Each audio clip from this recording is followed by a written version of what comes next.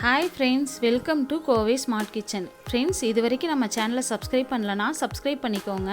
பக்கத்தில் இருக்க பெல் ஐக்கானை கிளிக் பண்ணிக்கோங்க. அப்போ தான் நான் போடுற வீடியோ உடனுக்குடனே உங்களுக்கு வந்து சேரும்.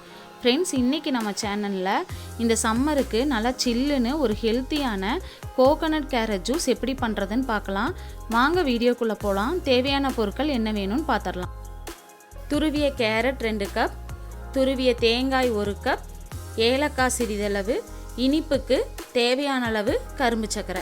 வாங்க எப்படி பண்ணுறதுன்னு பார்க்கலாம். ஒரு மிக்ஸி ஜாரில் 4 ஏலக்காய் போட்டுக்கலாம். 1 கப்பு துருவிய தேங்காய் போட்டுக்கலாம். நான் 2 கப்பு கேரட்டுக்கு 1 கப்பு தேங்காய் எடுத்துருக்கேங்க. 2க்கு 1ங்கிற அளவில் எடுத்துக்கோங்க, அது கரெக்டாக இருக்குங்க. நான் இனிப்புக்கு கரும்பு சர்க்கரை எடுத்துருக்கேங்க.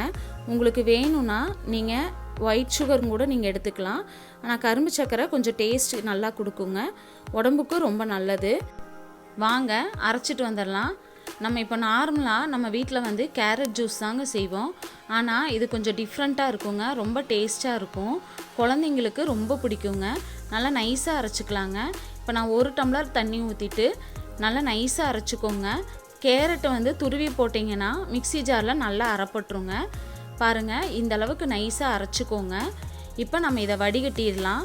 ஒரு பெரிய வடிகட்டி வச்சு ஒரு பாத்திரத்தில் வடிகட்டிக்கலாங்க. வடிகட்டிட்டு நம்ம வந்து இதை ஃப்ரிட்ஜில் வச்சுருங்க.